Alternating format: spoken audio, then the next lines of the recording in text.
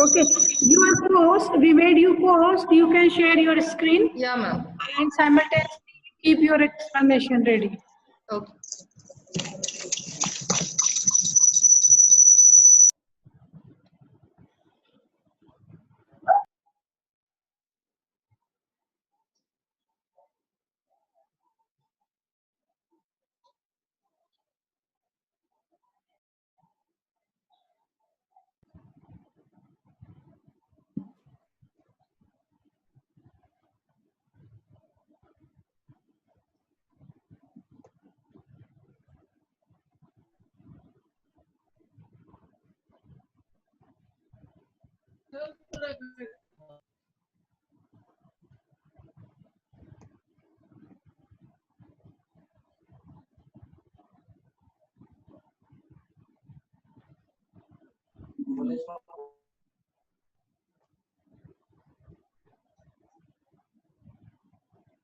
Well, I've joined.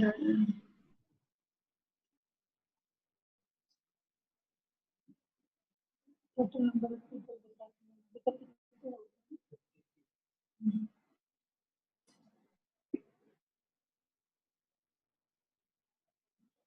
Sharp 11 o'clock will start, madam.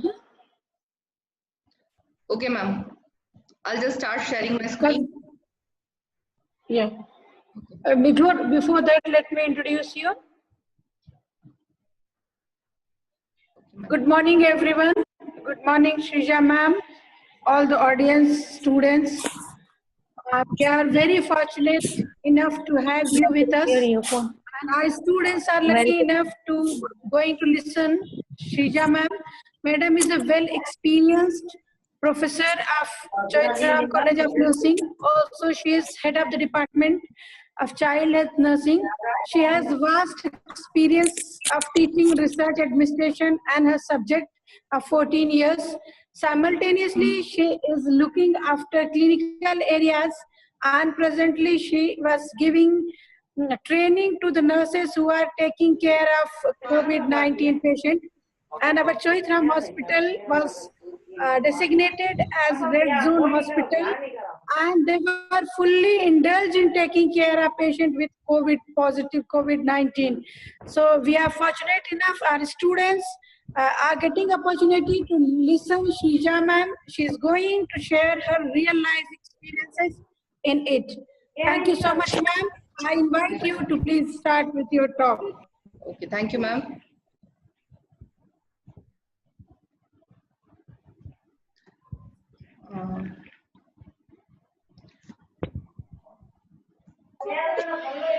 Okay, before starting my today's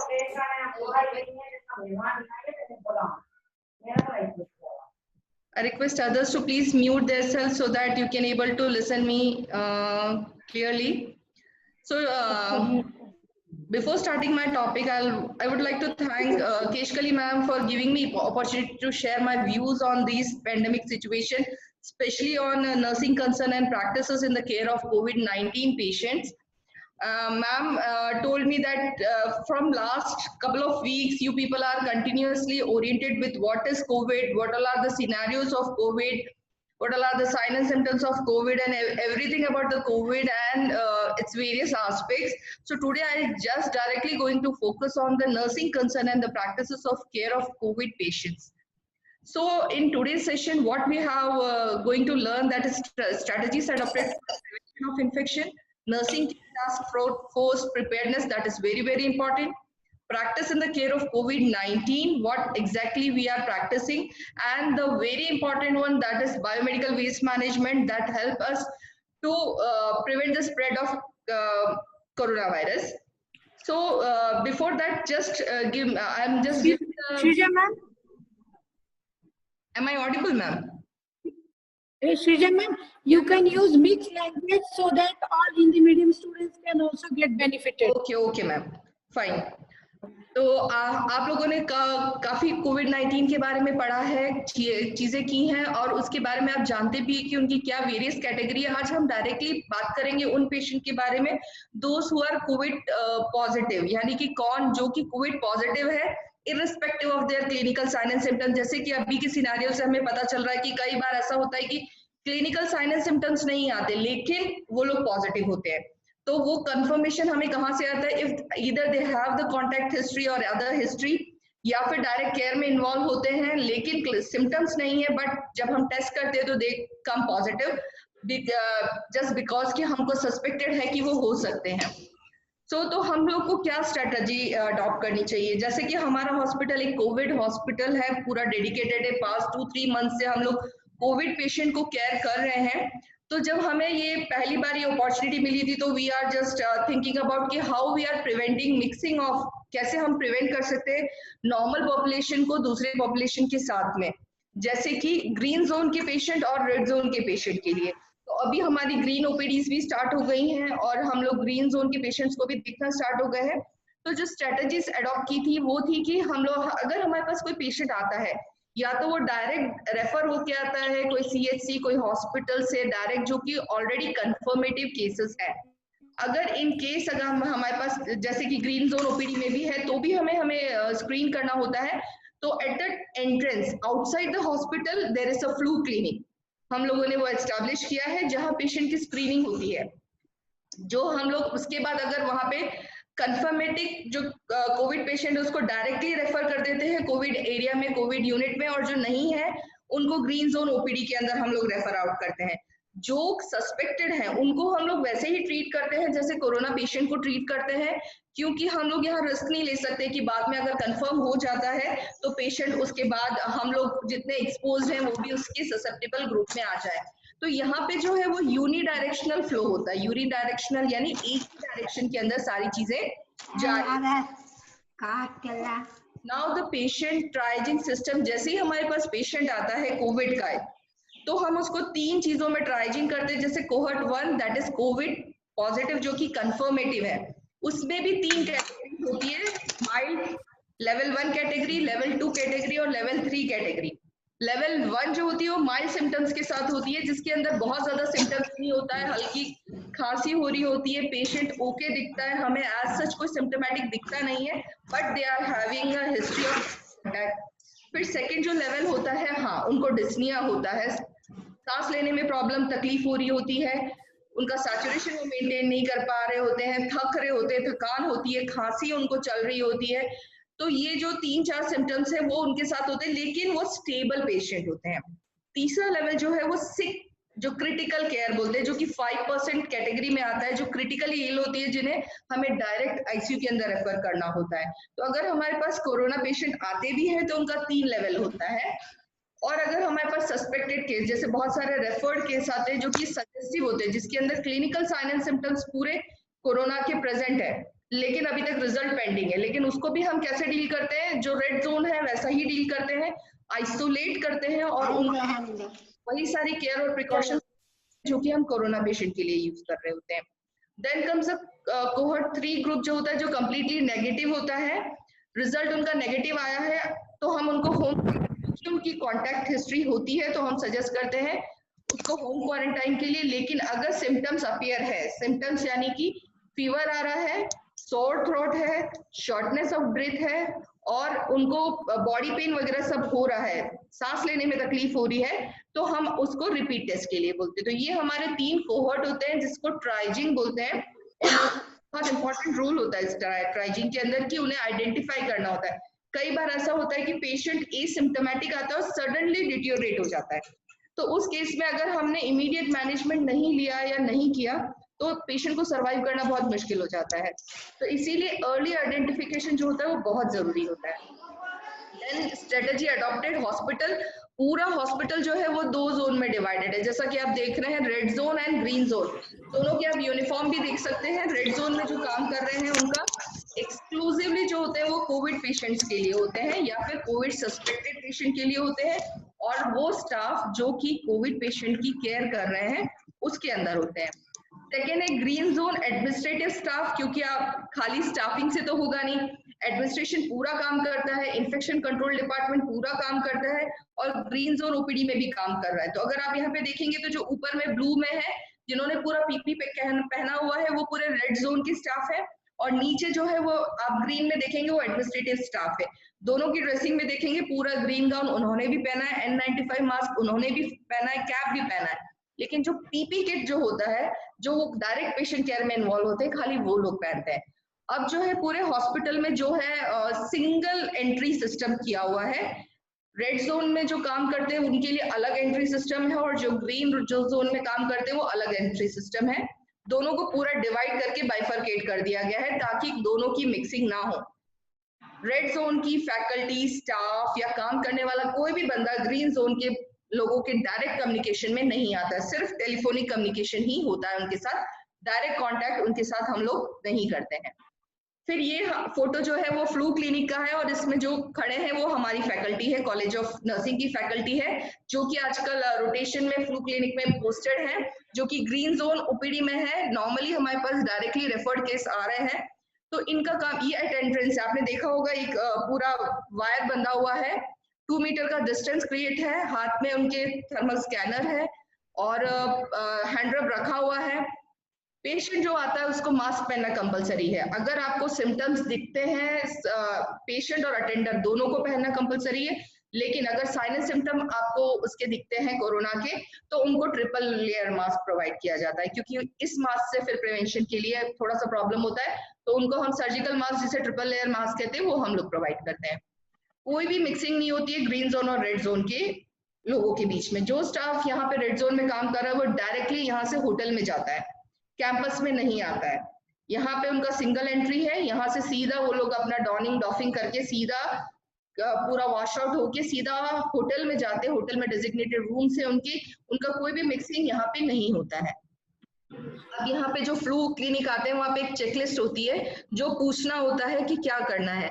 तो उनसे पूछा जाता है कि फीवर है क्या, फैटिग थकान है क्या, सांस लेने में तकलीफ हो रही है, कफ हो रहा है कि नहीं हो रहा है, बॉडी पेन या मसल पेन हो रहा है या नहीं हो रहा है, नाक बह रही है क्या, गले में दर्द है, डायरिया है, इंसोम्निया है, रेस्टलेसनेस है, कोई कॉन्टैक्ट हिस्ट्री है, कोई ट्रैवल हिस्ट्री है, आसपास में कोई लेटेस्ट में कोरोना पॉजिटिव हुआ है, कोई मेड या वर्कर आ रही है जो कि आपके अभी लेटेस्टली पता चला है कि वो कोरोना पॉजिटिव है, ये सारी हिस्ट्री। तो वो पेशेंट इंटरव्यू एक चेकलिस्ट होता है जिसके अंदर वो पूरी हिस्ट्री हम लेते हैं।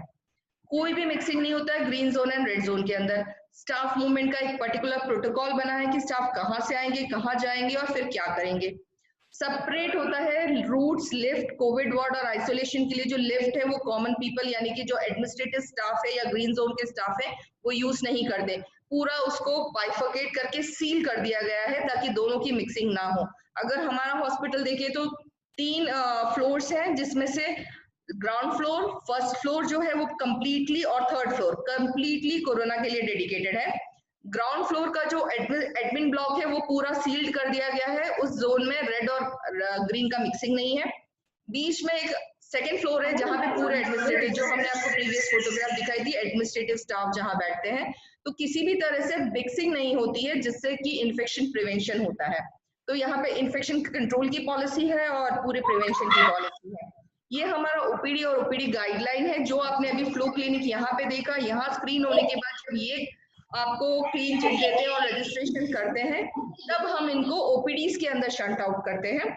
ओपीडीज में आपने देखा होगा अगर वहां पे कोई नर्सिंग स्टाफ है और डॉक्टर है तो वो पूरा पीपी किट पहनता है, और अगर वहां पे पेशेंट जा रहा है तो पेशेंट को हाथ वाली चेयर प्रोवाइड नहीं की जाती, स्टूल प्रोवाइड किया जाता है, क्योंकि हाथ वाली चेयर प्रोवाइड करते तो वो उसको टच करेंगे, कंटामिनेशन का रिस्क है, तो उनको स्टूल प्रोवाइड किया जाता है और 2 मीटर की दूरी पे उनको बिठाया जाता है।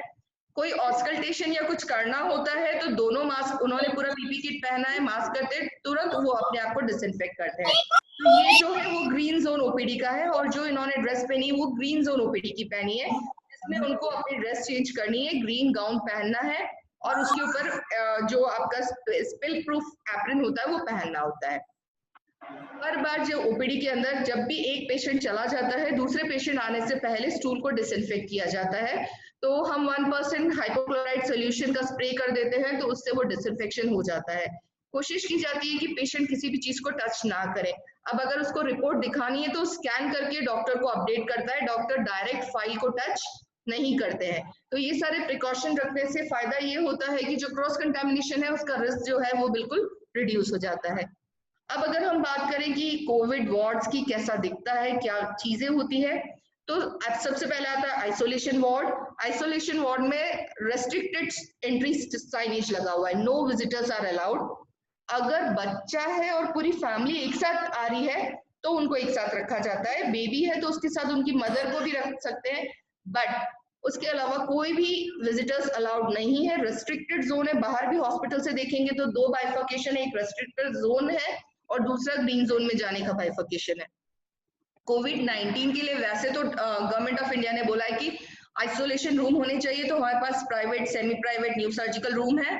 और इसके अलावा अगर जनरल वार्ड में अगर पेशेंट हम लेते हैं तो एक से दूसरे पेशेंट के बीच में कम से कम मिनिमम 3 फीट का डिस्टेंस रखा जाता है ताकि क्रॉस कंटामिनेशन का जो रिस्क है वो प्रिवेंट हो जाए।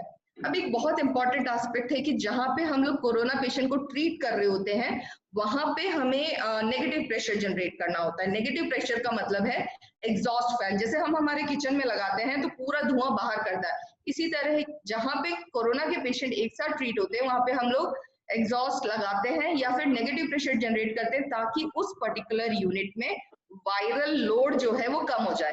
अगर वायरल लोड ज्यादा होगा तो वहां पे काम करने वाले लोगों को इन्फेक्शन का रिस्क ज्यादा होगा इन केस अगर पीपी कहीं भी किसी भी पॉइंट पे मिस होता है। दूसरा, उस पेशेंट को भी री इन्फेक्शन के चांसेस रहते हैं, तो वहां पे हम लोग करते हैं कि नेगेटिव प्रेशर जनरेट करना है। तो उसके लिए क्या कर सकते हैं, सिंपल है। अगर हम लोग सजेस्ट करते हैं जैसे होम क्वारंटाइन अगर बोलते हैं तो हम बोलते हैं कि जो भी पेशेंट जहां भी रहता है वो विंडो वाले रूम में रहे ताकि वहाँ एरिएशन हो, क्योंकि आपको पता होगा जब एक बार कोरोना वायरस बाहर एनवायरमेंट में निकलता है तो बहुत ज्यादा देर तक सर्वाइव नहीं कर पाता है। इसीलिए हम बोलते हैं मिनिमम 2 फीट की दूरी रखें, 2 मीटर की दूरी रखें। 1 मीटर इज मिनिमम 1 मीटर बोलते हैं, लेकिन आइडियली हम बोले प्रिकॉशनरी तो 2 मीटर का डिस्टेंस होना चाहिए, क्योंकि उतना लॉन्ग जो है हम जो बात करते हैं, छींकते हैं, खांसते हैं उस टाइम उतना ड्रॉपलेट ट्रेवल नहीं करता है। और जितने भी पेशेंट है उनके लिए सेपरेट टॉयलेट्स रहते हैं, एक पेशेंट दूसरे पेशेंट का टॉयलेट यूज नहीं करेगा। देन रिकमेंडेशन जो है उसके अंदर जो होता है डेजिग्नेटेड एंट्री और एग्जिट, जहां से हमने एंट्री की है वहां से हम एग्जिट नहीं करते हैं। यूनिडायरेक्शनल फ्लो है, यानी कि अगर हमारे जाने का रास्ता है तो उसको तार बांध के 2 पार्ट में डिवाइड कर दिया गया है, यहाँ से एंट्री करेंगे और वहां से एग्जिट करेंगे। इसीलिए क्योंकि कई बार ऐसा होता है कि जैसे कि हाउसकीपिंग के स्टाफ्स है, क्लीनिंग स्टाफ है, ये सब आते हैं, वो इतने कंटामिनेटेड नहीं होते जितने कि उस एरिया में काम करने वाले लोग होते हैं। तो वो वंस जो पीपी किट पहन लेते हैं तो वो जो ऑलरेडी काम करके एक्सपोज स्टाफ है उनके कांटेक्ट में डायरेक्ट ना आए, इसीलिए यूनिडायरेक्शनल फ्लो रखा जाता है और लिखा जाता है यहाँ से आपको एंट्री करना है और यहाँ से आपको एग्जिट करना है। Designated area for dawning and doffing, very very important. Being a staff, being a student, आपको पता होना चाहिए कि डॉनिंग एंड डॉफिंग बहुत बहुत जरूरी है। जितने भी केसेस अगर आपने सुने होंगे इस हॉस्पिटल में इतने स्टाफ इन्फेक्टेड हो गए, उतने स्टाफ इन्फेक्टेड हो गए, वो मेनली जो इश्यू है that is because of dawning and doffing. PP kit available हो जाता है लेकिन उन्हें नहीं पता होता है कि उसको पहनना कहाँ है, उतारना कहाँ है। डॉनिंग एरिया अलग होता है, पहनने का एरिया रूम अलग होता है, उतारने का रूम अलग होता है। दोनों एक रूम में हम नहीं करते हैं, क्योंकि पहनने के टाइम पे हम कंटामिनेटेड नहीं होते हैं लेकिन उतारने के टाइम पे हम कंटामिनेटेड होते हैं। तो डॉनिंग एंड डॉफिंग एरिया अलग अलग होता है। दोनों रूम के अंदर हैंड रब और सोप एंड वाटर रखा जाता है, बड़े बड़े डस्टबिन रखे जाते हैं और किट्स रखी जाती है जहाँ पे वो लोग पहनेंगे और उतारेंगे। स्टूल रखा जाता है। डॉनिंग और डॉफिंग दोनों आराम से करना होता है, हड़बड़ी में नहीं करना है। 15 मिनट आधे घंटे पहले पहुंचो। पहनने में कम से कम प्रॉपर डॉनिंग एंड डॉफिंग में 15 से 20 मिनट का टाइम लगता है। तो अगर आप कभी भी कोविड डायरेक्टेड एरिया में जा रहे हैं तो सबसे पहले आपको क्या करना होता है, डॉनिंग एरिया में जाना होता है। डॉनिंग एरिया में जाने के बाद पहले स्टाफ जाता है, पूरा जो उन्होंने कपड़े पहने वो चेंज करके ग्रीन गाउन पहनता है। ग्रीन गाउन पहनने के बाद वो लोग डॉनिंग एरिया में जाते हैं। डॉनिंग एरिया वो होता है जहाँ पे पीपी किट अवेलेबल होता है। डॉनिंग एरिया में जाके वो पूरा पीपी किट पहनते हैं। मैं आपको नेक्स्ट स्लाइड में बताऊंगी कि पीपी किट पहनने के स्टेप्स क्या है जो फॉलो करना बहुत जरूरी है। ऐसे ही एक बार उन्होंने पूरा पीपी किट पहन लिया, पूरा सील कर लिया। अब एक चीज याद रखना कि वो पूरा सील होना है हर जगह से। ऑटो की एंट्री होती रहती है, कोई इश्यू नहीं है। N95 पहना होता है। और डॉफिंग एरिया होता है जब पेशेंट की केयर करने के बाद जहाँ पे जाते हैं। डॉफिंग एरिया और डॉनिंग एरिया एक नहीं होता है, दोनों के लिए अलग अलग डेजिग्नेटेड रूम होते हैं।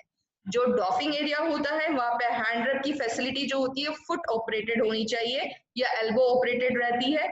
येलो बिन्स रखे होते हैं जहां पे जितने भी कोविड कंटामिनेटेड चीजें हैं वो डायरेक्टली उस येलो बिन में डलता है और किसी में नहीं डलता है, येलो बिन के अंदर डलता है। तो येलो बिन्स वहां रखे होते हैं और ये सारी चीजें वहां पे अवेलेबल रहती है।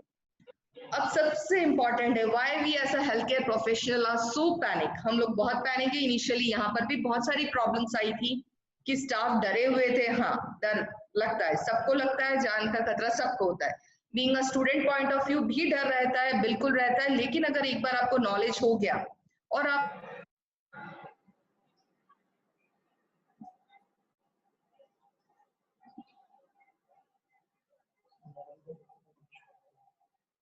Madam, I think there is some connection issue. We cannot hear you, ma'am.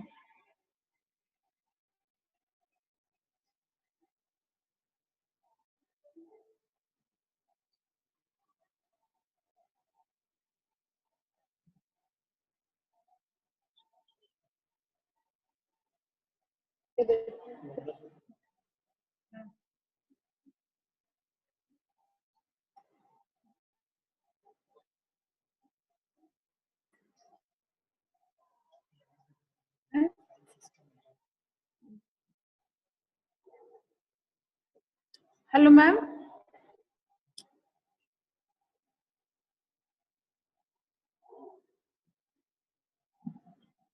Hello, Shija, ma'am. Please wait. I think yes, there is some connection issue. Soon, madam will rejoin us.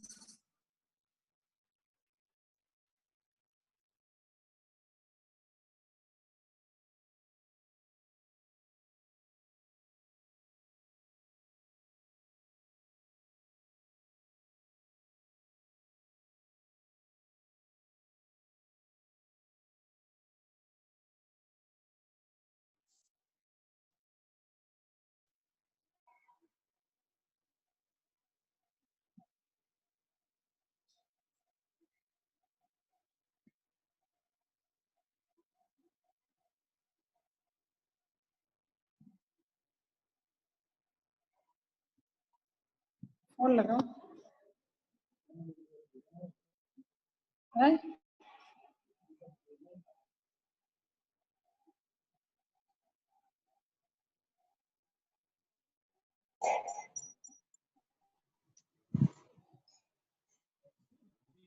Hello, Shija, ma'am.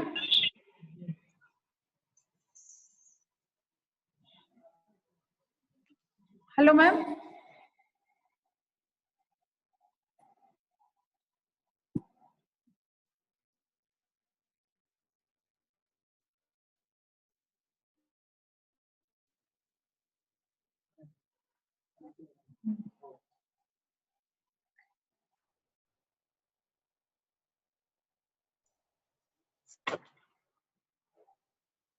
Hello ma'am.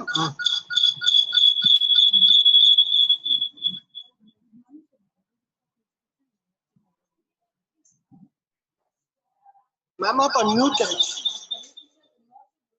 मुझे enable कर रखा है, host ने mute unmute नहीं कर पा रही मैं। होस्ट इज म्यूटेड मी और होस्ट ने स्क्रीन शेयर भी म्यूट कर रखा है। मैम आप तो को होस्ट हैं। हाँ, अब हो गया है अनम्यूट। ये स्क्रीन शेयर भी नहीं हो Hello, Shija, ma'am. हाँ मैम, एक्चुअली डिसेबल्ड होस्ट करके आ रहा था ma'am. Okay. Okay, I continue ma'am.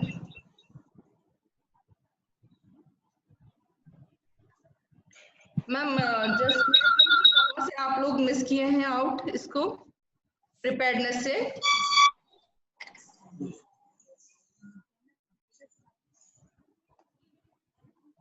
Okay, तो as a health care professional क्या प्रिपरेशन हमें करना है, क्या क्या चीजें हमें ध्यान में रखनी है, वो सारी चीजें हमें देखना होता है यहाँ पे।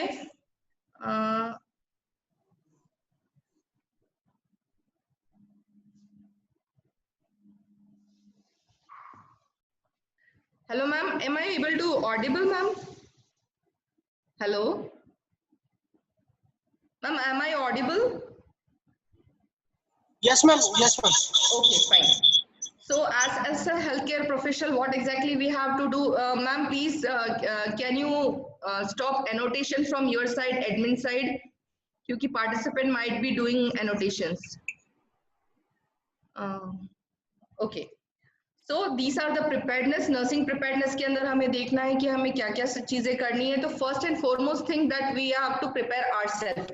Exactly हमें क्या prepare करना है? तो first physically.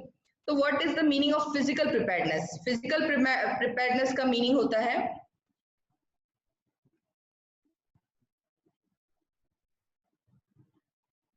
कि हमें फिजिकली फिट रहना है, यानी कि this duration we have to eat healthy food items, avoid junk food items, mentally healthy. अभी रिसेंट कल का अगर इंसिडेंस देखें कि सुसाइड का इंसिडेंस हुआ था, ये सब mental health is very very important. और जब हमें पता चलता है कि we are going to work in a COVID hospital और a COVID designated centre, in a directly contact हम पेशेंट के आ रहे हैं, तो हमें बहुत सारे इश्यूज होते हैं कि हम कहीं हमें ना हो जाए, हमारे कारण हमारे फैमिली को ना हो जाए. तो that is very very important that knowledge is having and mentally we have to prepare because we are health care professionals. हम हेल्थ केयर प्रोफेशनल हैं. अगर हम प्रॉपर प्रिकॉशंस लेंगे तो हमें इन्फेक्शन नहीं होगा. तो इन्फेक्शन होना नहीं होना ये हमारे हाथ में होता है 99.99%. क्यों होता है? क्योंकि एक तो हमें हेल्दी रहना है, डाइट हेल्दी लेनी है, फिजिकल एक्टिविटी हमें करनी है, और उसके साथ में मेंटल प्रिपेयर्डनेस बहुत जरूरी है. अगर मेंटली प्रिपेयर नहीं है तो डिस्ट्रेसिंग होता है. स्टार्टिंग में थोड़ा सा ट्रबल आया था, but once the staff started doing work तो दे आर एंजॉयिंग थिंग. फिर होता है इमोशनली. इमोशनल सबसे ज्यादा प्रॉब्लम होती है कि घर वाले बोलते हैं कि भैया कोविड एरिया में काम नहीं करना है. तो ऐसा नहीं है कि कोविड एरिया में काम करने से प्रॉब्लम है. अगर आप प्रॉपरली प्रिपेयर्ड हैं, प्रॉपर प्रिकॉशंस लेंगे, तो कोविड एरिया में काम करने से आपको कोई प्रॉब्लम्स नहीं आएगी. Stay positive, nothing will be happen. पिछले 3-4 महीने से स्टाफ काम कर रहे हैं, उनका एक रूटीन सेट है, इन्फेक्शन कंट्रोल पॉलिसी जो है वो स्ट्रिक्टली हो रही है, तो उस टाइम पे प्रॉब्लम नहीं होगी. Do not panic. Any point of time जब पेशेंट आपके पास आता है, पैनिक होने की जरूरत बिल्कुल भी नहीं है. अगर आपका रूम प्रिपेयर नहीं है, जैसे पेशेंट को रिसीव करने के लिए नहीं है, तो hold down, no issues. Critical patient है, डायरेक्टली हम आईसीयू में शिफ्ट कर सकते हैं उसको. पैनिक होने की जरूरत नहीं है. सफिशिएंट अमाउंट में स्टाफ होना चाहिए. अब बात आती है न्यूट्रिशनल सप्लीमेंट की कि हेल्थ केयर प्रोफेशनल्स खुद को कैसे प्रिवेंट करके रखेंगे. तो सबसे इंपॉर्टेंट है, जैसे गवर्नमेंट ऑफ इंडिया की ministry of health and family welfare की गाइडलाइंस है कि HCQ लेना है, हाइड्रोक्सीक्लोरोक्विन लेना है. बट सबसे इंपॉर्टेंट चीज बिना प्रिस्क्रिप्शन के नहीं लेना है. हाइड्रोक्सीक्लोरोक्विन जो होती है उसको लेने से पहले ECG लेना बहुत बहुत कंपलसरी होता है. ECG लिए बिना, थोरो हिस्ट्री लिए बिना हाइड्रोक्सीक्लोरोक्विन नहीं लेनी होती है. और उसके अलावा जो है सप्लीमेंट में हम देखते हैं कि हम जो हमारे स्टाफ को देते हैं वो मल्टीविटामिन्स हम लोग प्रोवाइड करते हैं. गवर्नमेंट ऑफ इंडिया ने रेकमेंड किया है विटामिन C 100 mg और multivitamins once a day for 10 days. हम लोगों ने मल्टीविटामिन्स उनको दिया और हेल्दी डाइट हम उनको प्रोवाइड करते हैं, that is protein rich diet. Why protein rich diet? तो आपको पता होगा कि जो हमारी एंटीबॉडीज जो बनती है, जो इम्यून रिस्पॉन्स के लिए जो हमारे सिस्टम में एंटीबॉडीज बनती है वो प्रोटीन से बनती है. तो you have to take a sufficient amount of protein, जो कि जंक फूड में अवेलेबल नहीं होता है. They are pure carbs. तो कोशिश की जाए कि अच्छे अमाउंट में आप फ्रूट्स लें, वेजिटेबल्स लें और साथ में प्रोटीन्स लें. तो यहाँ पे जो वेज एंड नॉन वेज खाते हैं उसके अकॉर्डिंग, उनके प्रेफरेंस के अकॉर्डिंग हम स्टाफ को वो प्रोवाइड करते हैं. जैसे अंडा है, चिकन है, ये नॉन वेज खाने वालों के लिए है. दाल है, सोयाबीन बड़ी है, सोयाबीन से बनी चीजें हैं. प्रोटीन रिच अदर थिंग्स है, वो सारी चीजें हम लोग, जैसे पनीर वगैरह है, वो सब जो नॉन वेज नहीं खाते हैं उन लोगों के लिए प्रोवाइड किया जाता है. साथ में फ्रूट्स प्रोवाइड किया जाता है और मल्टीविटामिन्स देते हैं. जिंक का सप्लीमेंट 20 mg फॉर 10 days देना होता है. तो ये 3 चीजें हैं जो हेल्थ केयर प्रोफेशनल के लिए है. हाइड्रोक्सीक्लोरोक्विन जो कि बिना प्रिस्क्रिप्शन के नहीं लेना है, वो सिर्फ डॉक्टर. बाकी आप मल्टीविटामिन्स ले सकते हैं, जिंक ले सकते हैं, लेकिन HCQ अगर आप लेते हैं तो सबसे पहले आपको डॉक्टर से क्लैरिफिकेशन चाहिए होता है. क्योंकि अगर आपने ले लिया और कुछ प्रॉब्लम एनकाउंटर हुई तो उसमें कॉम्प्लिकेशन के रिस्क ज्यादा होते हैं. फिर उसके बाद होता है ये सब, हमने फिजिकली फिट हो गए. योगा मेडिटेशन बहुत बहुत बहुत जरूरी है. कई बार छोटे बच्चों को समझ में नहीं आता कि क्यों योगा करना है, क्यों मेडिटेशन करना है. अनुलोम विलोम करने से आपका जो बॉडी है, जो आपका लंग एरिया है, जो कि डेड स्पेस बोलते हैं हम लोग, बोलते हैं शोल्डर के तरफ और पीठ की तरफ जो होता है डेड स्पेस होता है, जो कि लंग का वो पोर्शन हम बहुत ज्यादा यूज नहीं कर रहे होते हैं, वो ओपन होते हैं, एल्वेओलाई ओपन होती है। तो अगर इन केस इन्फेक्शन हुआ भी तो माइल्ड फॉर्म में होके निकल जाता है। अब एक रीसेंट एग्जांपल देती हूँ, अभी रिसेंटली एक अलग हॉस्पिटल से हमारे पास 18 to 20 स्टाफ आए थे जो कि कोविड पॉजिटिव थे विद देयर किड्स, बच्चों के साथ आए हुए थे कि उनका, लेकिन सब माइल्ड सिम्टम्स के साथ। माइल्ड सिम्टम यानी वो आए क्योंकि वो पॉजिटिव थे तो उनको आइसोलेट करना जरूरी था, हमने उनको रखा, 72 आवर्स ऑब्जर्व किया, सेकेंड टेस्ट के लिए हमने रिपोर्ट उनकी ली, लेकिन जब उनका कोई सिम्टम प्रोग्रेस नहीं हुआ तो उनको स्ट्रिक्ट होम क्वारंटाइन के गाइडलाइन के साथ में उनको डिस्चार्ज कर दिया गया। तो वो क्यों था? क्योंकि वो मेडिकल प्रोफेशनल्स थे, उन्हें पता था कि हाउ टू बी हेल्दी। तो that is very very important. Being a student हम लोग बहुत एडिक्टेड होते हैं जंक फूड के लिए, तो वो नहीं लेना है। कम से कम इस कोरोना टाइम में आप अवॉइड करें बहुत हाई कार्ब फूड और वो सारी चीजें। मेडिटेशन योगा के अंदर हम लोग बोलेंगे कि डीप ब्रीदिंग एक्सरसाइज आपको करनी है सोते वक्त। सोते हैं जब आप, तो प्रोन पोजीशन में सोना है। अब अगर आप पूछेंगे मैम आप ऐसा क्यों बोल रहे हैं, तो दैट इज कि हमारा जो पोस्टीरियर लंग होता है उसकी कुछ एल्वियोलाई होती है जो बहुत यूज्ड नहीं होती है, तो it is a preferred position. जब आप जग रहे हैं तो आप प्रोन पोजीशन में सोएंगे तो आपकी जो पोस्टीरियर एल्वियोलाई है वो ओपन होगी, जो इतने सालों से यूज नहीं हो रही है।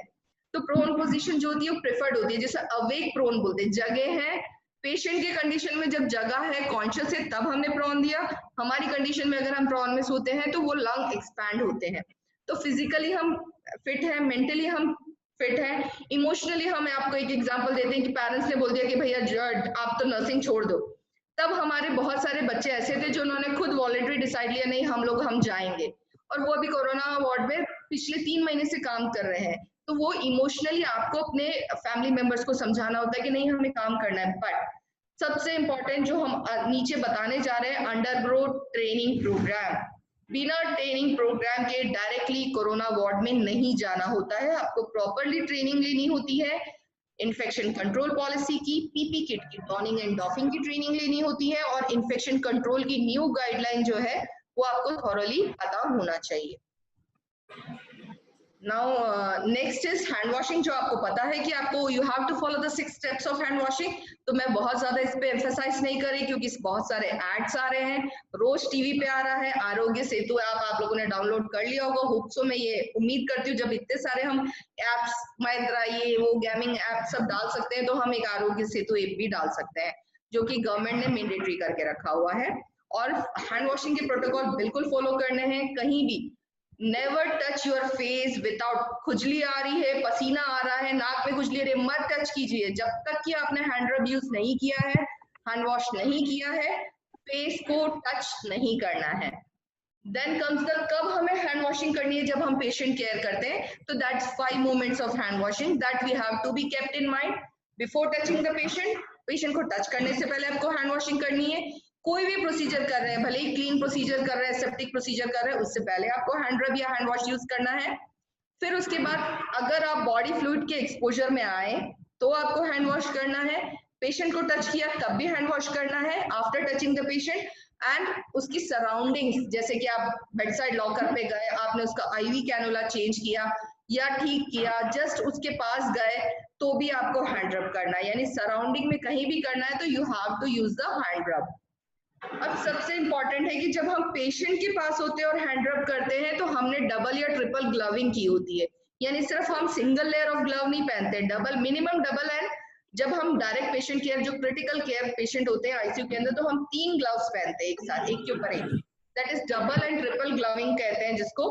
और हम जो हैंड रब कर रहे होते हैं वो ग्लव्स के ऊपर से कर रहे होते हैं कि कंटामिनेटेड है तो हटा देंगे, अदरवाइज जो हैंड वॉशिंग है वो पूरा कफ तक हम पूरा कंप्लीट करने के बाद उस ग्लव्स के ऊपर से हम हैंड वॉशिंग कर रहे हैं, उसके ऊपर से हैंड रब कर रहे हैं, क्योंकि हमें डेजिग्नेटेड पेशेंट अलॉटेड रहता है और हमें चीजें करनी होती है। मोर कंटामिनेटेड विजिबल कंटामिनेशन है तो हम लोग उसको रिमूव करके नेक्स्ट ग्लव पहनते हैं, लेकिन अंदर ऑलरेडी 2 ग्लविंग होती है। तो double gloving is preferred, triple gloving is preferred. Single gloving से डायरेक्ट पेशेंट केयर में नहीं हो पाता है, हमें डबल ट्रिपल करना होता है, क्योंकि अगर एक भी लेयर निकलती है तो नेक्स्ट लेयर जो होती है वो आपकी प्रोटेक्शन में। मैं डॉनिंग और डॉफिंग के स्टेप्स में आपको वो चीजें बताऊंगी। नेक्स्ट है स्टेप्स ऑफ डॉनिंग। सबसे इंपॉर्टेंट की डॉनिंग के स्टेप्स आपको कैसे फॉलो करने हैं, क्या पहनना है। तो सबसे पहले आप जैसे ही डॉनिंग एरिया में जाते हैं, जो आप घर से पहन के आए कपड़े हैं वो चेंज करते हैं, और स्क्रब जो कपड़े, जैसे आप ओटी में जाते हैं, ओटी में ड्यूटी करते हैं तो स्क्रब ग्रीन गाउन होता है या ग्रीन स्क्रब्स होते हैं, वो हमें पहनना होता है। ये कब पहनना होता है? हैंड वॉश करके ही पहनना होता है। चेंज किया, उसके बाद जब हमने स्क्रब कपड़े पहन लिए तो सेकंड जो होता है वो हम करते हैं शू कवर। शू कवर को हम पहनते हैं, और जो कि हमारे शूज को प्रिवेंट करता है। तो शूज पहना हुआ है, उसके ऊपर से हम शू कवर पहन रहे हैं। फिर शू कवर पहना है क्योंकि वो लोअर एरिया है, तो आपको दोबारा हैंड वॉश करना है। फिर हैंड वॉश करके, हैंड रब करके आप N95 मास्क यूज करते हैं। जैसा आप यहाँ पे फोटो में देख रहे हैं कि how to hold the N95 mask. आगे से होल्ड करते हैं, पहले पीछे वाला रखते हैं, और फिर उसके बाद नेक्स्ट वाला रख के उसको पीछे से फिट करते हैं। वहां पीछे फिटिंग के लिए फैसिलिटी अवेलेबल होती है। तो हम N95, अगर आप पहली बार में अकेले डॉनिंग और डॉनिंग नहीं कर पा रहे तो आप अपने साथ एक कंपनी ले जा सकते हैं जो आपके साथ में उस वार्ड में काम करने वाला है। आराम से बैठ के डॉनिंग करना है, खड़े होके डिस्को करके गिरते हुए नहीं करना है। चेयर वहां पे डेजिग्नेटेड होती है, बैठ के शू कवर पहनना है, हैंड रब करना है, किसी भी स्टेप को मिस नहीं करना है। देन N95 मास्क को पहन लिया, उसके बाद हम क्या करेंगे? कैप को पहनते हैं। कैप पहनने के बाद N95 के ऊपर हम सर्जिकल मास्क पहन लेते हैं। फिर उसके ऊपर गोगल पहनते हैं, गोगल जो कि हमारा आंखों को प्रोटेक्ट करता है। फिर गोगल पहनने के बाद हम स्क्रब करते हैं। स्क्रब करने के बाद हम लोग क्या करते हैं? गाउन पहनते हैं। गाउन पहनने के बाद हम 2 ग्लव्स पहनते हैं।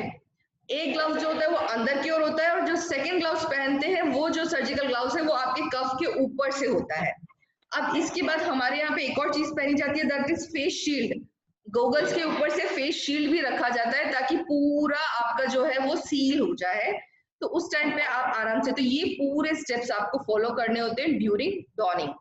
अब इम्पॉर्टेंट, डॉनिंग से इम्पॉर्टेंट क्या है? डॉफिंग, क्योंकि इन्फेक्शन डॉनिंग के टाइम में नहीं होता है। इन्फेक्शन जो होता है, जो भी इन्फेक्शन हमें लगता है वो कब लगता है? डॉफिंग के टाइम पे, क्योंकि डॉनिंग के टाइम तक हम पेशेंट के कोई कांटेक्ट में नहीं आए होते हैं। तो ये हम आराम से बैठ के पूरा फिटिंग के साथ पूरा अच्छे से पैक होके करते हैं। इन्फेक्शन का जो हाई रिस्क होता है वो होता है डॉफिंग के टाइम में। डॉफिंग यानी जब आपने पेशेंट केयर कर लिया, उसके बाद जो आप PPE kit, personal protective kit, जब आप उतार रहे होते हैं, अगर इसमें आपने कहीं भी गलती की तो इन्फेक्शन जरूर होगा। तो यहाँ पे आपको पता होना चाहिए कि आप कैसे उसको रिमूव करते हैं, बहुत इंपॉर्टेंट है। बिफोर डॉफिंग, सबसे पहले जब आप वहां पेशेंट एरिया से आते हैं तो सबसे ऊपर वाला पहले आप हैंड रब करते हैं, और जो सबसे ऊपर वाला ग्लव्स है वो उतार के वहां येलो बिन में डाल देते हैं। उसके बाद जो सेकेंड अनकंटामिनेटेड ग्लव्स है वो लेके फिर आप अपने डॉफिंग एरिया में आते हैं। पेशेंट एरिया में डॉफिंग नहीं होता है, जैसे कि अगर हमारा पेशेंट फर्स्ट फ्लोर पे है, थर्ड फ्लोर पे है, तो डॉफिंग एरिया जो है वो है ग्राउंड फ्लोर पे, वहां एक रूम है, वहां पे डॉफिंग होती है। तो डॉफिंग एरिया में आप आते हैं, फिर आप क्या करते हैं? गाउन को पूरा खोलते हैं। जो आपका सील गाउन है तो हमारे आगे से ओपन होता है, ओपन करते हैं तो उल्टा घुमाते हुए ओपन किया जाता है, सो दैट उसका कभी भी आउटर कवरिंग आपकी बॉडी को टच नहीं होना चाहिए किसी भी कंडीशन में। तो उल्टा घुमाते हुए हम उतारते हैं, और जो ऊपर वाला ग्लव्स है जो कफ के ऊपर था वो साथ में उतारते हुए डाल देते हैं डस्टबिन में, जो येलो डस्टबिन वहां पे डॉफिंग एरिया में रखा हुआ होता है। फिर हम अगर चाहें तो दूसरा हैंड ग्लव पहन सकते हैं, और हैंड ग्लव पहनने के बाद हम लोग शूज रिमूव करते हैं, क्योंकि आपने पूरा आपका पीपी किट उतारा, उसके बाद हम शू कवर जो है वो हम रिमूव करते हैं। फिर हम ग्लव्स रिमूव करते हैं। जब आप ग्लव्स रिमूव करते हैं तो पहले वाला ग्लव है जो इंटरनल एरिया है उसको पकड़ के खोला जाता है, सेकेंड वाला जो है वो अंदर से पकड़ के खोला जाता है। जब आपने ग्लव्स रिमूव कर लिए, हैंड वॉश करते हैं। हैंड वॉश हम तो प्रेफर करते हैं कि आप हैंड वॉश करें, हैंड रब करें, और उसके बाद जो है आप अपना फेस का उतारते हैं, तो that is I shield and आपका N95 मास्क। तो आपने पहले ग्रीन उतार दिया, फिर उसके बाद आपने आई शील्ड। फेस हमेशा याद रखना, जब भी आप डॉफिंग कर रहे हैं, आपका डॉफिंग का यानी कि आपके पीपी किट का बाहर का कोई भी एरिया आपकी बॉडी से टच नहीं होना चाहिए। उल्टा जो घुमा के हम उतारते हैं वैसे हम लोग उतारते हैं, क्योंकि हमें वो सीधा फेंकना ही होता है, डिस्कार्ड ही करना होता है। फिर उसके बाद जब भी आप पीपी किट पूरा उतार रहे हैं, आप ये हमेशा याद रखिएगा कि फेस का कोई भी चीज उतारने से पहले आपको हैंड वॉश करना है, हैंड रब करना है। जितना टाइम लगे कोई प्रॉब्लम नहीं है, 20 से 25 मिनट लगे, आराम से बैठ के डॉफिंग कीजिए, क्योंकि ड्यूटी जो होती है वो 6 आवर्स की होती है, उससे ज्यादा नहीं होती है।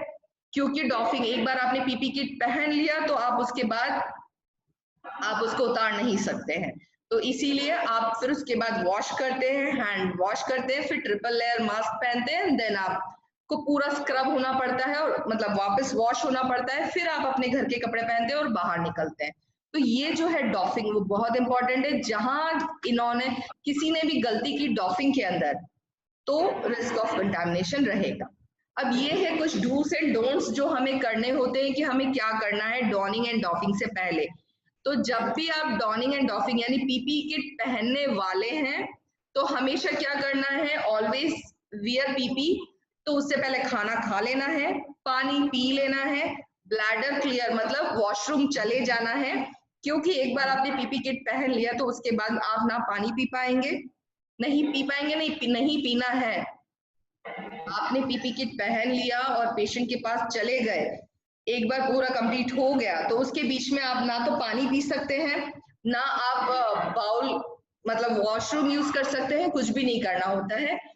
उसके बाद जितने भी आपके स्टैंडर्ड गाइडलाइन है वो आपको फॉलो करने होते हैं। फ्रीक्वेंट हैंड सैनिटाइजर और हैंड रब यूज करना है। कफिंग एटिकेट आपको पता है कि कफिंग एटिकेट है वो फॉलो करनी है। और बायोमेडिकल वेस्ट डिस्पोजल, कहीं भी कोई चीज नहीं डालती है, सिर्फ येलो बिन में चीजें डालते हैं।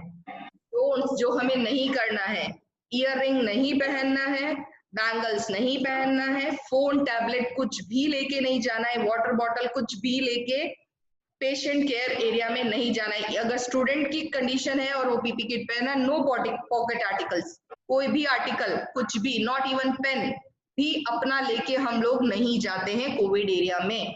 तो मोबाइल नहीं पहनना है, चेन्स नहीं पहनना है, ईयर रिंग, बैंगल, कोई भी चीज जो आपकी बिलोंगिंग्स है आपको वो पहन के कोविड एरिया में नहीं जाना। जब आप पीपी डायरेक्ट पेशेंट की केयर में जा रहे तो आपको वो सब चीजें नहीं पहननी होती है। पर्सनल स्टेथोस्कोप, जिसे हम लोग being a student pocket articles रख लेते हैं, वो भी नहीं रखना है। अपना पर्सनल कोई चीज लेके नहीं जाते हैं। अननेसेसरीली अगर आपने पूरा पीपी किट पहन भी रखा है तो भी जरूरत नहीं है, तो अननेसेसरीली पेशेंट और सराउंडिंग को टच नहीं करना है। किसी भी कंडीशन में कितना भी पसीना टपक रहा हो, बह रहा हो, क्योंकि अंदर हमें पता है कि पूरा सील्ड होता है, पूरे पसीने में नहा जाते हैं, लेकिन फेस एरिया में टच नहीं करना है। कोविड एरिया मैंने बोल दिया कि एक बार पीपी किट आपने पहन लिया, ना आप खा सकते हैं ना आप पानी पी सकते हैं, मतलब आपको नहीं पीना है। कि कई बार ऐसा ना मास्क खोल लिया और एक घूंट पानी पी लिया, इन्फेक्ट हो जाएंगे, ऐसा हुआ है। तो इसीलिए जहां पे हम बोलते हैं ना कि स्टाफ को पीपी किट अवेलेबल था, despite of that they are infected, तो उन्होंने ये काम किया है, इसीलिए इन्फेक्शन हुआ है। आउटर एरिया ऑफ मास्क को टच नहीं करना है और अननेसेसरीली कोविड एरिया में हमें नहीं जाना है।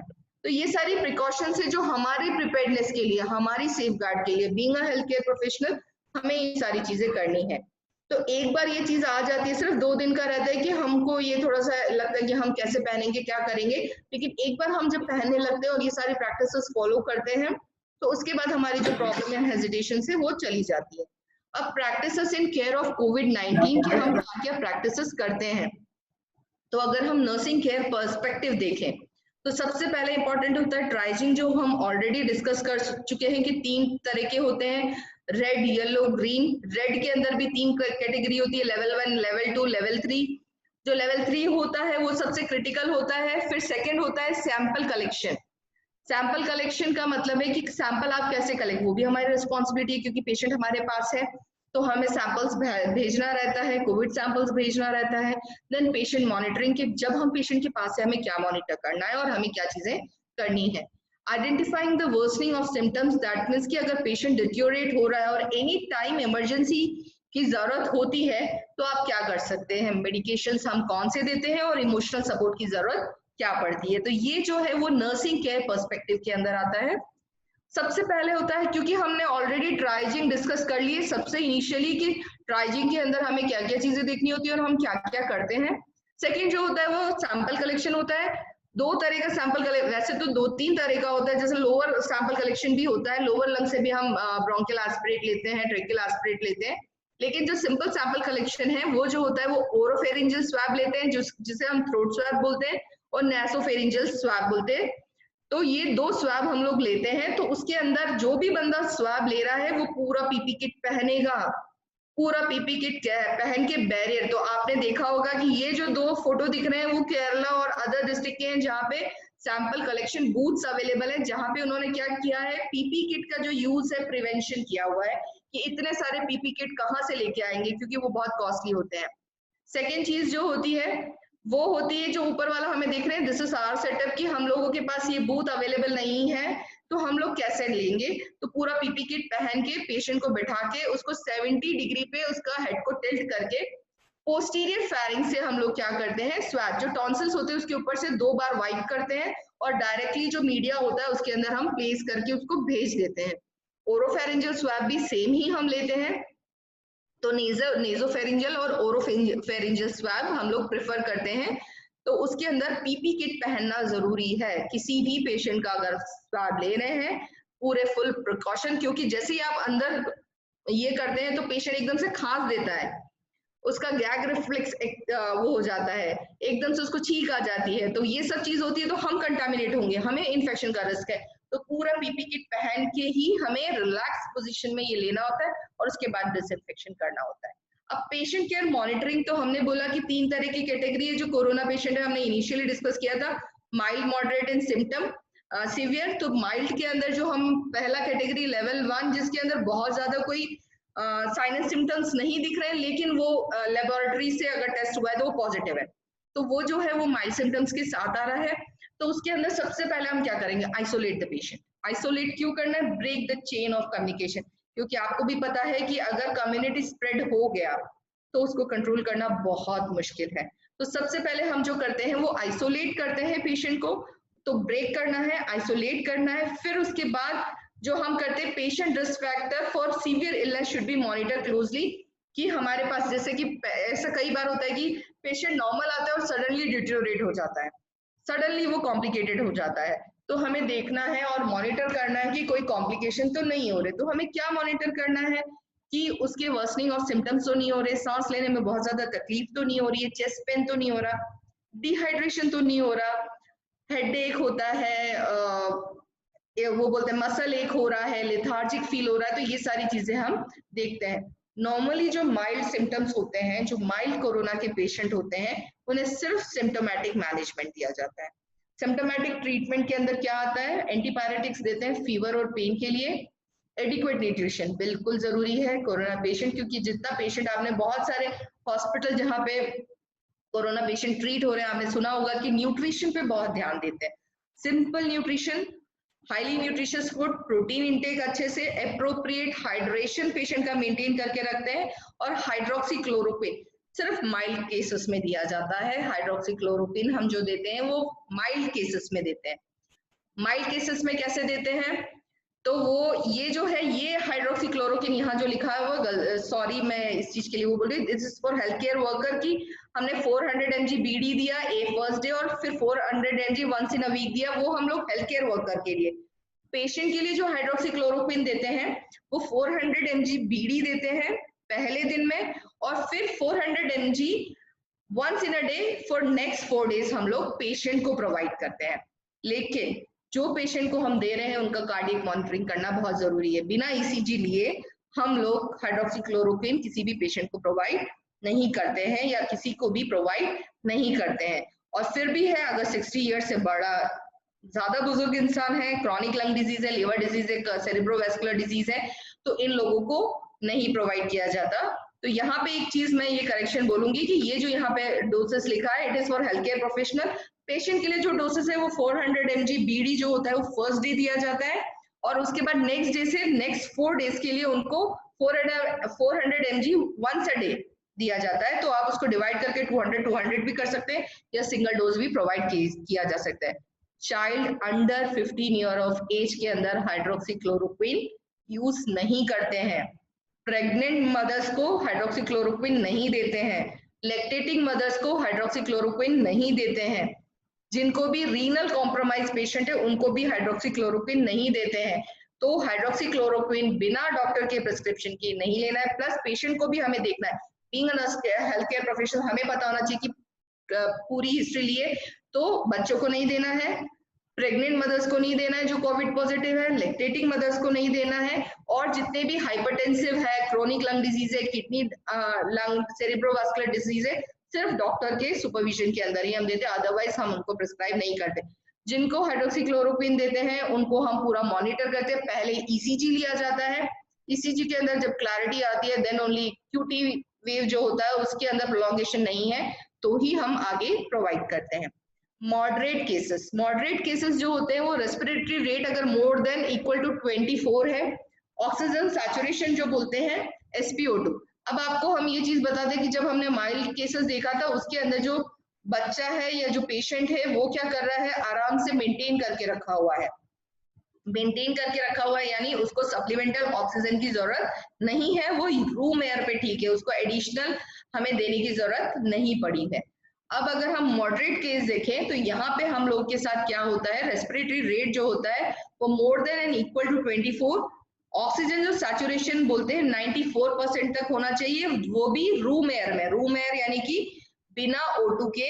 अगर केसेस या पेशेंट जो अगर SpO2 94% मेंटेन करके रख रहा है या फिर रेंज जो है 90 to 94% है तो वो मॉडरेट केस में आता है। उसमें भी सेम है, आइसोलेट करो, identify the comorbid condition, O2 support देते हैं और टारगेट SpO2 जो O2 का सैचुरेशन बोलते हैं हम लोग, जो हमें प्रॉब में दिखता है दैट इज 90 to 96%, और अगर COPD का पेशेंट है तो 80 to 92% होता है।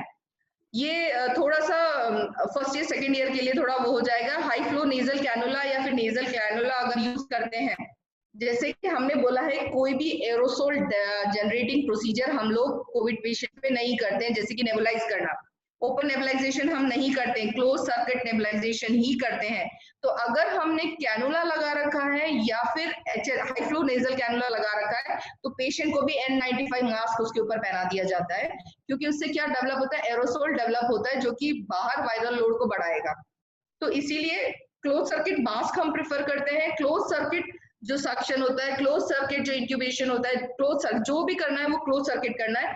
डायरेक्ट जो अब नेबुलाइज करना है वो सब हम नहीं करते पेशेंट में, क्योंकि ये एरोसोल जनरेटिंग प्रोसीजर से जो कि कोविड एरिया में नहीं किया जाता है। अभी लेटेस्ट कॉन्सेप्ट या बहुत टाइम से कॉन्सेप्ट बोल सकते हैं, that is awake proning can be used. Awake proning यानी जब जगा हुआ है पेशेंट को जो प्रिफर्ड, अब अगर आप बोले कोविड पेशेंट को कौन सी पोजीशन देनी होती है, सुपाइन पोजीशन हम नहीं देते हैं, प्रॉन देते हैं, साइड लेटरल देते हैं, left right lateral left lateral देते हैं, लेकिन सुपाइन पोजीशन में हम नहीं लेटाते हैं। या तो पेशेंट प्रॉन पोजीशन में रहेगा या राइट लेटरल में रहेगा या लेफ्ट लेटरल में रहेगा या फिर 45 से 90 डिग्री सेंटीग्रेड में हम लोग उसको फाउलस पोजीशन प्रोवाइड करते हैं। क्यों? और अगर आपने सुपाइन दे दिया तो वो फिर बहुत प्रॉब्लम होती है। तो ये अवेकनिंग प्रोनिंग बोलते हैं इसको।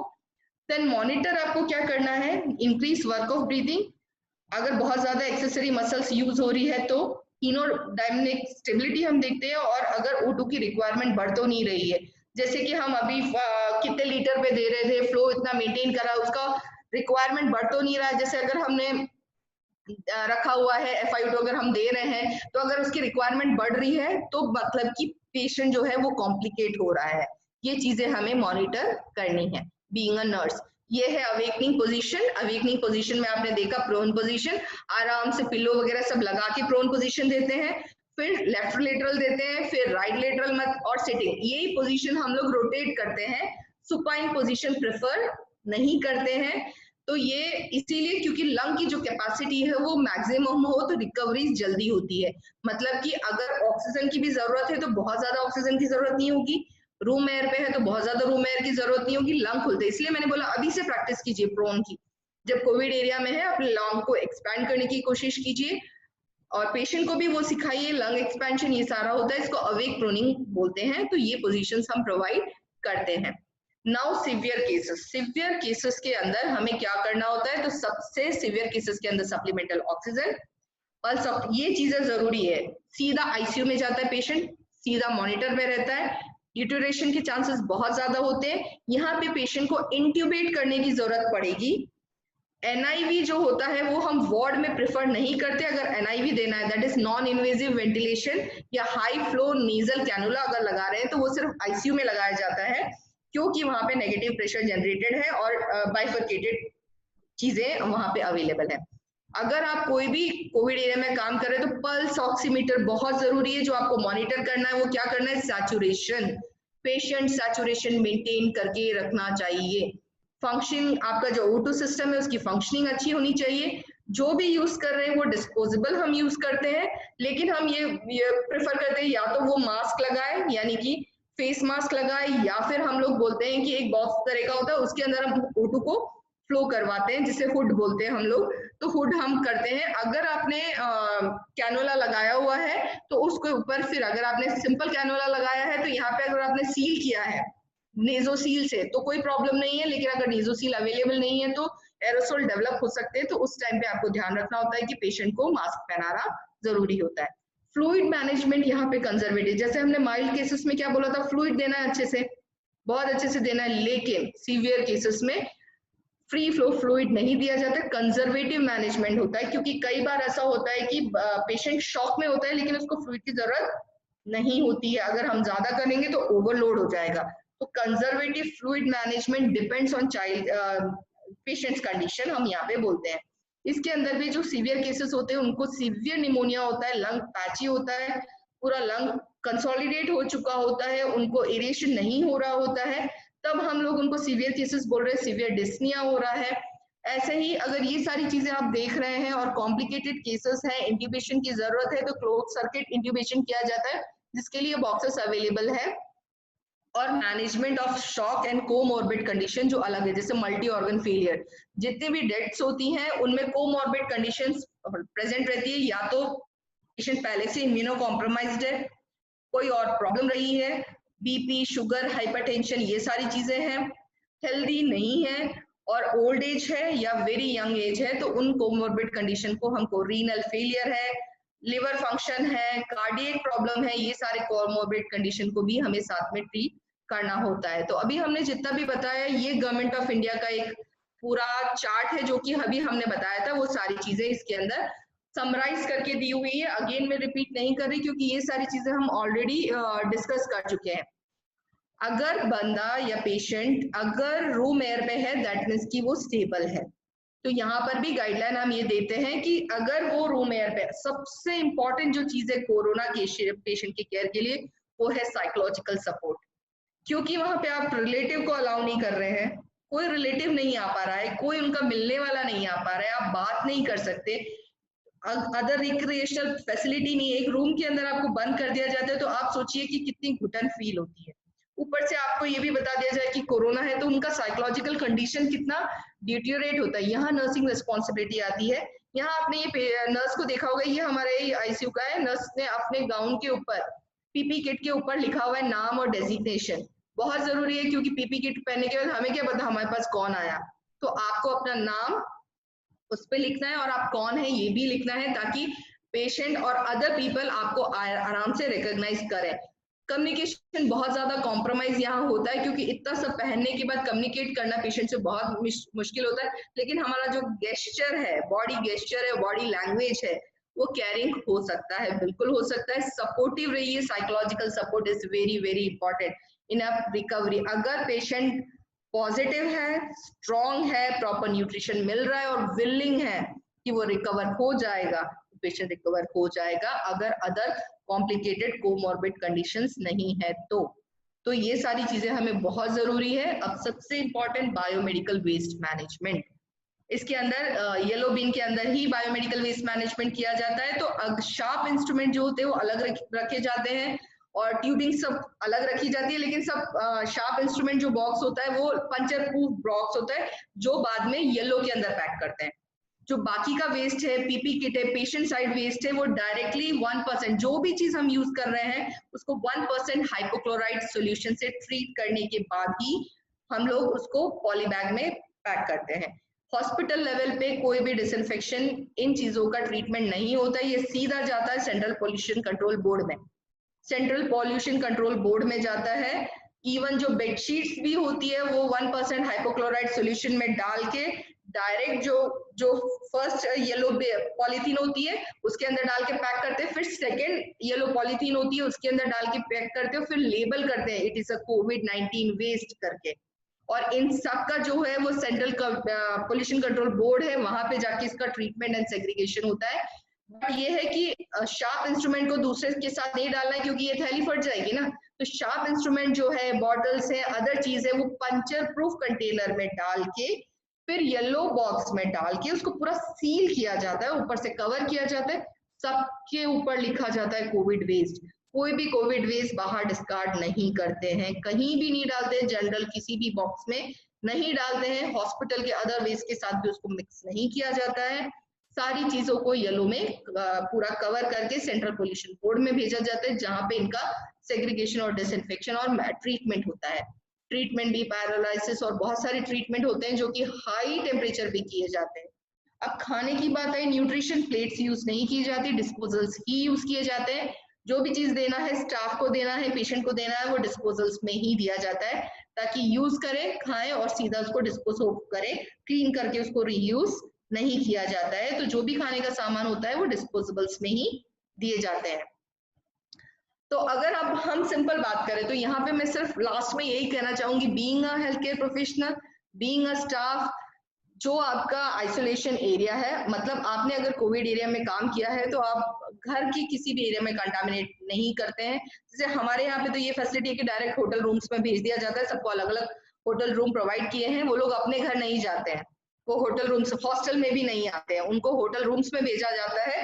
वो यहाँ की नॉर्मल जो स्टाफ हैं, जो अदर सपोर्टिव स्टाफ है, उनसे कंटामिनेटेड और कांटेक्ट में नहीं रहते हैं, वो सीधे वहां जाते हैं। उनकी सिर्फ 6 डेज की ड्यूटी होती है, या 5 डेज इन अ वीक होता है, या 6 डेज इन अ वीक होता है, और 6 आवर्स का ही शिफ्ट होता है, क्योंकि पीपी किट पहन के बिना पानी पिए, बिना वॉशरूम यूज किए और इतनी गर्मी और इतने पसीने में काम करना बहुत लंबे टाइम तक पॉसिबल नहीं है। तो 6 आवर का शिफ्ट होता है, उससे पहले उनको प्रॉपर्ली खिलाया जाता है, हाइड्रेट करना होता है, मल्टीविटामिन उनको कंटिन्यूअसली दे रहे होते हैं। और उसके बाद जब आपका 6 डेज का शिफ्ट कंप्लीट होता है तो फिर 14 डेज के लिए स्टाफ को क्वारंटाइन किया जाता है। भले ही एक जो स्टाफ है उसका सिर्फ 6 डेज का शिफ्ट ही होता है, 6 डेज का शिफ्ट किया, ऐसा नहीं कि महीने महीने भर तक काम कर रहा है, ऐसा नहीं होता है। 6 डेज 6 आवर्स काम करने के बाद, 6 डेज 6 आवर्स पर डे काम करने के बाद 14 डेज के लिए उनको क्वारंटाइन रखा जाता है वही होटल में।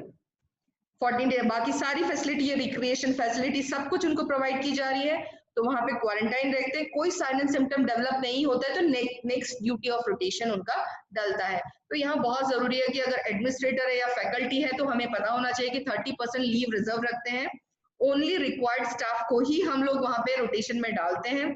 14 डेज के क्वारंटाइन के बाद उनको देखते हैं कि अगर कोई सिम्टम्स डेवलप नहीं है तो ही हम लोग उनको पोस्ट करते हैं। तो ये बहुत जरूरी है कि 6 डेज ड्यूटी किया, 14 दिन क्वारंटाइन रहे, फिर 6 डेज ड्यूटी किया, फिर 14 दिन क्वारंटाइन रहे।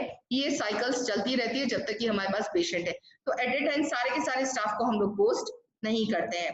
बाकी जो एडमिनिस्ट्रेटिव स्टाफ है वो अपने लेवल पे सारी चीजें मैनेज करके रखते हैं। Being a student, being a staff, जैसे कि आपको पता होगा यहाँ तो हम लोगों ने स्टूडेंट को पोस्ट नहीं किया, लेकिन राजस्थान वगैरह में ऐसे कई जगह हैं जहाँ पे गवर्नमेंट में जितने भी गवर्नमेंट स्टूडेंट है, BSc nursing, MSc nursing, GNM, उन सबको सर्वे और सारी चीजों के लिए यूज किया जा रहा है, क्योंकि वो गवर्नमेंट के स्टूडेंट्स हैं तो वो लोग सर्वे वगैरह सब जाते हैं, तो वहां पे टीचर्स की रिस्पॉन्सिबिलिटी है। टीचर्स जो है वो डायरेक्ट कांटेक्ट में रहते हैं, तो वहां पे टीचर्स को एक दिन की भी लीव नहीं मिली हुई है, वहां पे टीचर्स की रिस्पॉन्सिबिलिटी होती है स्टूडेंट को सेफ गार्ड करना। तो वो लोगों को N95 मास्क पहन रहे हैं, वो लोग प्रॉपर प्रिकॉशन ले रहे हैं। जिस एरिया में उनको सर्वे के लिए भेजा जाता है, उनको वार्ड में नहीं भेजते, कम्युनिटी सर्वे के लिए भेजा जाता है। तो ऐसा अगर कुछ हो रहा है तो भी हमें बिल्कुल सेफ गार्ड करके रखना है। तो बीइंग अ टीचर हमें पता होना चाहिए डॉनिंग डॉफिंग बहुत जरूरी है, मेंटल हेल्थ बहुत जरूरी है।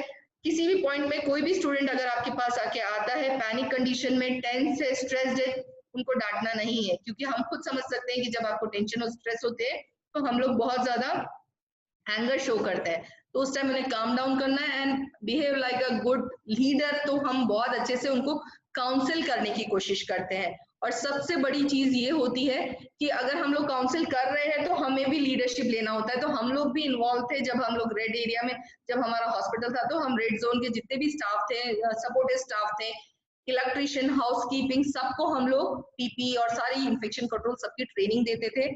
उन लोगों को डेजिग्नेटेड रहता है कि वो 20 मिनट से ज्यादा डायरेक्ट पेशेंट एरिया में इन्वॉल्व नहीं होते हैं, क्योंकि वो लोग हाउसकीपिंग स्टाफ है, क्योंकि वो रोटेशन में आते हैं। जैसे नर्सिंग स्टाफ है वो पूरा क्वारंटाइन रहता है, तो जितने भी हाउसकीपिंग हैं जो कि कोविड रेड जोन में काम कर रहे हैं वो ग्रीन जोन के साथ मिक्स नहीं होते हैं। तो ये सारी चीजें हैं जो कि अगर आप ध्यान रखेंगे तो बीइंग अ स्टूडेंट हम लोग आराम से कर पाएंगे। ये बहुत ज्यादा इतना प्रॉब्लम नहीं है। चीज है कि अवेयरनेस होनी चाहिए, क्या चीज कैसे करना है वो प्रॉपर बताना है। वो सारी चीजें अगर हमने कर ली तो we will able to maintain the thing और हम लोग बिल्कुल सपोर्ट कर पाएंगे। तो लास्ट में बस इतना ही कहना चाहूंगी कि every day is a new challenge. Definitely नई चीज है, नया चीज को एक्सेप्ट करने में टाइम लगता है, लेकिन इट्स अ न्यू अपॉर्चुनिटी। जब पहली बार पीपी किट हमारे हाथ में भी आया था तो हम भी उसको लर्न कर रहे थे देख देख के कि किसको इसको कैसे पहनना है। हमने इवन स्टाफ को बताने के लिए कि पीपी किट सेफ है, हम लोग उसमें पानी डाल रहे हैं, सोल्यूशन डाल के देख रहे हैं कि वो लीकिंग तो नहीं हो रही है, जितने भी सील एरिया है उसको प्लास्टिक से कवर करके रख रहे हैं। तो वो सारी चीजें हम लोग कर रहे हैं। तो अगर ट्रू प्रोफेशनल है तो we have to accept the challenges and we have to overcome it. तो we as a nurse definitely we are the front liners, तो we have to prepare for ourselves. ये जो है हमारे ही हॉस्पिटल के बच्चे हैं और ये कार्ड हमारे ही डॉक्टर्स ने बनाए हुए हैं जो कि कोरोना पॉजिटिव थे। और ये जो थैंक यू कार्ड बना है वो भी डॉक्टर्स ने स्टाफ नर्सेस के लिए बनाया हुआ है ऑन नर्सेस डे, क्योंकि सारे डेडिकेटेड हैं। तो ये हमारे वहाँ के बच्चे हैं जो कि पॉजिटिव थे लेकिन सब डिस्चार्ज हो गए हैं। और बच्चों में बहुत इम्यूनिटी रहती है, लेकिन अगर आप उसको प्रॉपरली केयर करेंगे, properly early identification matters a lot. Contact hand hygiene, contact hygiene अगर ये सब मेंटेन करेंगे तो हम लोग डेफिनेटली कोरोना को बीट कर सकते हैं। Thank you ma'am, over to you.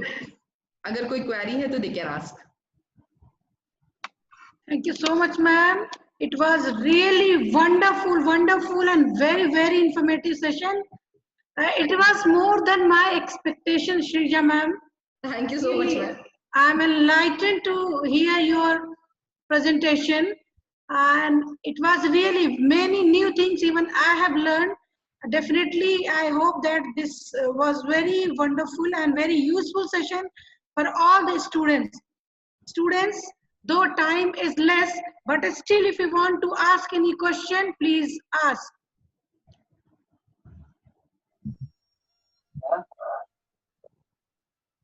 You can write your question on chat box. I will forward to madam.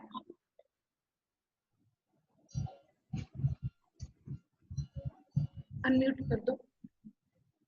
You all are, you can unmute yourself and ask question. Actually, students have many query about COVID-19.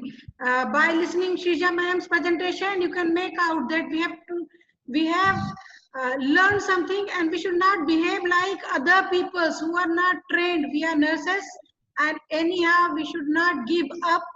We should participate in each and every disaster. It may be natural, man-made, or anything. It is also a kind of disaster, and we nurses should never give up. Shrija madam is an example. They have given training. Chaitram is a designated center for COVID-19 patients care. They have given training. They have taken care of many patients, and many patients recovered from here. And this is a very good job they have done. Clapping for Shrija ma'am. Thank you, ma'am. It's a teamwork. Actually, the whole team is with. Yes, everybody. Yes, ma'am. Not a single person's effort. It's my part ki main jitna bata pai. Otherwise, it's a complete faculty and team is involved. In future, after a few months, again I'll call because this was very informative, and whatever updations you people are getting, you can share, because this matter even we are not getting in media or anywhere. There is no designated book for it at present. So this information was wonderful and very useful. Madam, thank you so much. I extend my thanks to Aradhana madam also. Actually, I approached to Aradhana madam, and yes, madam has provided me such a wonderful teacher who taught very nicely. So thank you, Shrija ma'am. Thank you so much.